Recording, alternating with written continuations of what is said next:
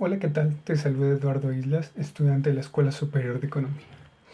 El día de hoy hablaremos sobre el desarrollo estabilizador de Carlos Trejo y de los últimos tres modelos de la política económica en México durante los últimos 60 años. Eh, con respecto al desarrollo estabilizador, Carlos Tello nos habla sobre la evolución de la economía nacional en los 15 años que van de 1954, año en donde se lleva a cabo la devaluación del peso monetario frente al dólar estadounidense y que permitió la estabilidad cambiaria por más de 20 años hasta 1970. Este periodo fue de prosperidad para los 16 países capitalistas desarrollados. En estos años, el crecimiento de su Producto Interno Bruto por persona fue del 4% en términos reales y la variación anual de los precios al consumidor fue de tan solo el 3.3% en promedio. Algunos de esos países registraron tasas de crecimiento económico espectaculares. Japón, por ejemplo, tuvo un crecimiento anual de su Producto Interno Bruto por persona del 9%, Alemania con el 5%, Italia y Francia con un poco menos del 5%, todos con relativa estabilidad de los precios. En la llamada Edad de Oro del capitalismo, como lo nombró Angus Madison, trajo oportunidades de todo tipo a los países en proceso de desarrollo, donde México fue uno de los países que se organizó para aprovechar las que en materia de comercio, inversión, turismo, crédito y muchas otras cosas más ofrecía la acelerada expansión de la economía mundial. México ya había registrado tasas de crecimiento relativamente aceleradas entre los años de 1935 y 1953. El Producto Interno Bruto por persona, en términos reales, creció en promedio a una tasa anual de más de 3%. Sin embargo, esto estuvo acompañado en algunos casos por presiones inflacionarias, pero de 1954 a 1970, el crecimiento promedio anual del Producto Interno Bruto por persona fue de 3.4%, que se logró con estabilidad de los precios internos. De aquí que se le nombra como desarrollo estabilizador. En esencia, este desarrollo estabilizador partía del hecho de que había una vicepresidencia económica, la Secretaría de Hacienda y Crédito Público. En la práctica, fue una división del trabajo entre el gobierno y de los empresarios junto con los obreros y campesinos. Los empresarios se comprometían a invertir a cambio de que estos tendrían utilidades considerables. El gobierno les daría el apoyo necesario, incluyendo todo tipo de subsidios. Una reveladora expresión de la política de gobierno en materia económica fue la que se precisó en un comunicado conjunto de 1960 en el que los secretarios Ortiz Mena de Hacienda y Raúl Salinas de Industria y Comercio ofrecieron a los empresarios todo tipo de garantías, incluyendo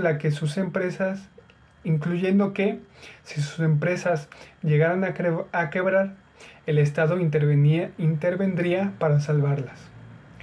Por ello, un buen número de las empresas públicas que después de 1982 se habían privatizado se incorporaron al sector público en estos años.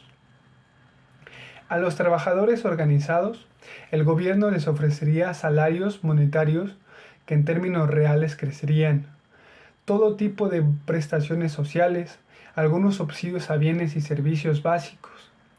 A cambio de esto, la dirigencia de los obreros organizados se comprometía a mantener las demandas asalariadas dentro de ciertos límites y mantener disciplina y control obrero. El gobierno hizo lo posible para que la estabilidad política y el crecimiento económico se apoyaran mutuamente, permitiendo sostener políticas de promoción a largo plazo y hacer que la situación de todas las clases sociales tendiera a mejorar a pesar de las desigualdades en la distribución del ingreso. Esto se logró mediante el aprovechamiento de una estructura y de una tradición y un arte político que no estuvieran meramente al servicio de la clase dominante. Al principio se reprimió a algunos grupos obreros y al magisterio, e incluso en 1965 se reprimió a los médicos que colaboraban en las entidades públicas que atendían los servicios de salud. Pero fue notable la estrecha cooperación que se logró entre los principales actores económicos y sociales durante los 15 años que van de 1954 a 1970.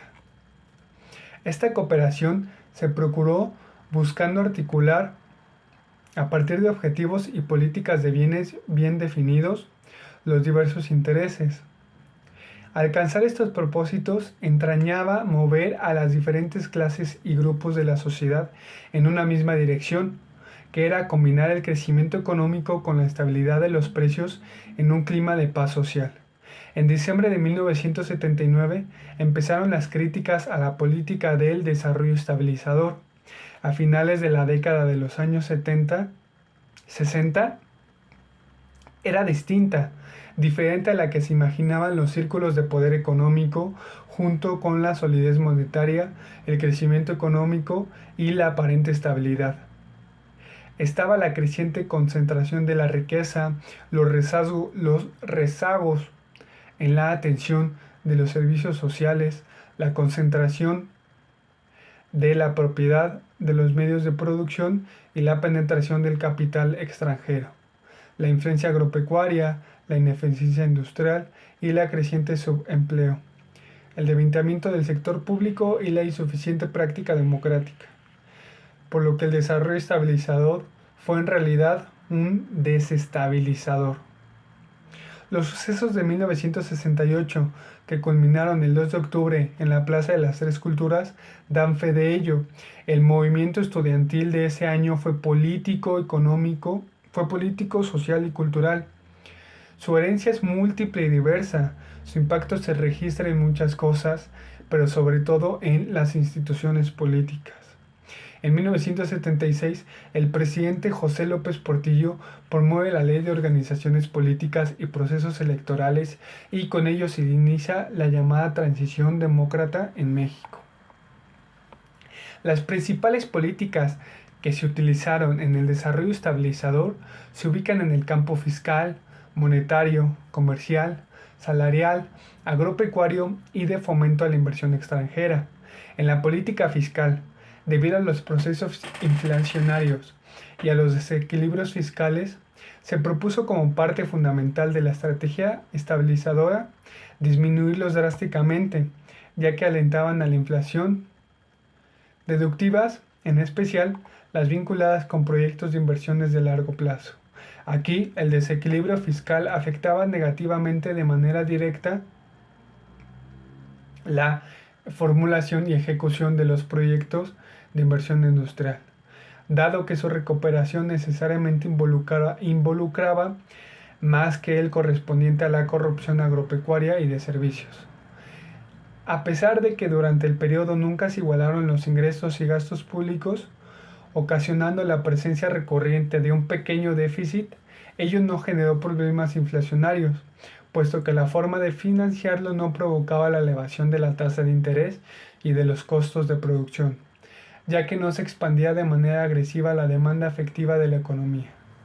La financiación del moderno déficit público se realizaba mediante el dominio del encaje legal instrumentado de política monetaria que permitiría al gobierno federal limitar la liquidez en la economía y a la vez cubrir a un bajo costo el déficit público. Durante todo este periodo, el gasto público impulsó la industrialización del país, ya que se facilitó la incorporación de los bienes y procesos manufactureros de la mano de obra mediante la educación política gratuita. En la política monetaria se tiene como objetivo principal el apoyo al combate a la inflación mediante la regulación de la liquidez, aplicando el encaje legal a los bancos de manera rígida. Esta política mantuvo controladas las presiones inflacionarias, permitió financiar los déficits fiscales y crear cajones de preferencia de crédito o de créditos preferenciales para el sector industrial y agropecuario. La política comercial fue extremadamente proteccionista, no discriminó la protección en aras de una especialización industrial, mediante la utilización del instrumento denominado permiso previo de importación, otorgado a partir de un dictamen que emitía un comité integrado por representantes del sector público y privado. Esto frenó el ingreso de bienes industriales que podían desplazar al mercado los productos nacionales, tanto en precio como calidad.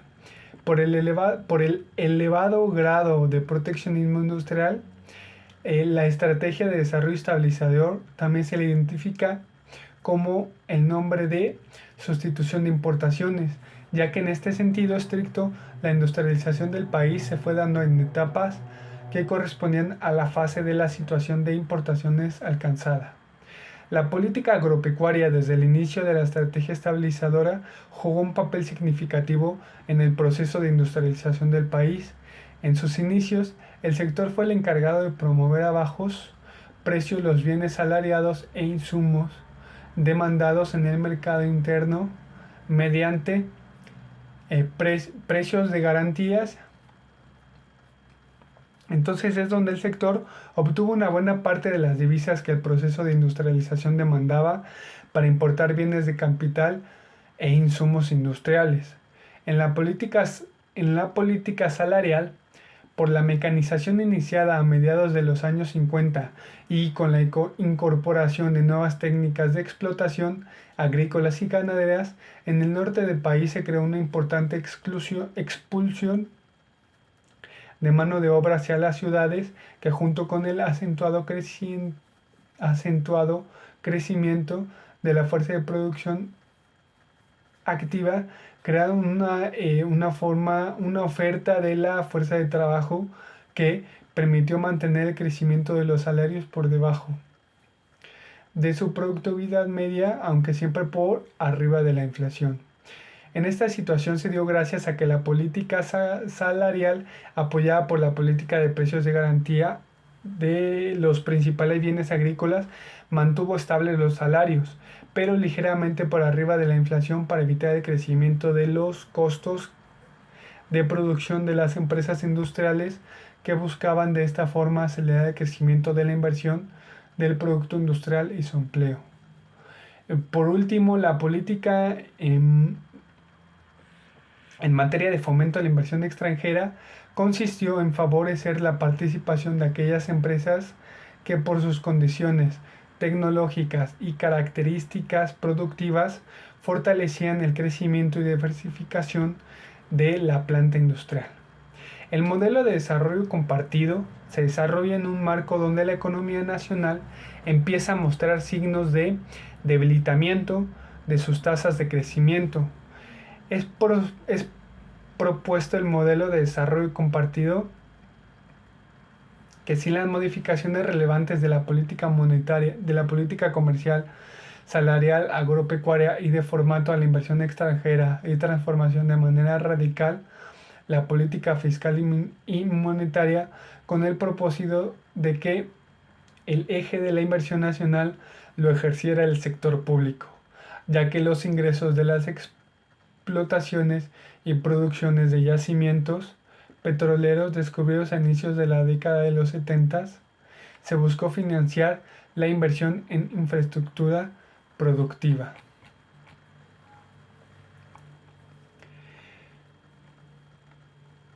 Por último, podría decir que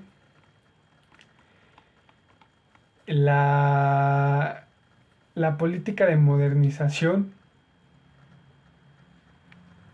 en lo que se refiere a la modernización económica, en este nuevo modelo se consideró que su parte fundamental era actuar sobre tres aspectos básicos: la redefinición del papel del Estado en la economía, buscando reducir la intervención económica directa, con el propósito de alentar una mayor participación de los agentes privados en la satisfacción de las demandas de la población y así hacer más eficiente la gestión productiva de la sociedad y elevar la eficacia del gasto del aparente público en materia económica, administrativa y de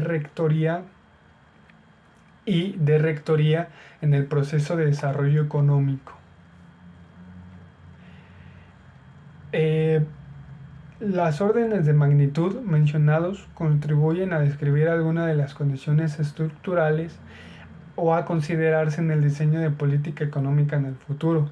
Así, por ejemplo, la alta sensibilidad de las importaciones con respecto al crecimiento económico y la dependencia de las exportaciones en relación con la evolución de la economía de los Estados Unidos constituyen realidades estructurales difíciles de modificar en el corto y mediano plazo. Sin embargo, el propósito final de la política de desarrollo es justamente modificar las restricciones o círculos viciosos.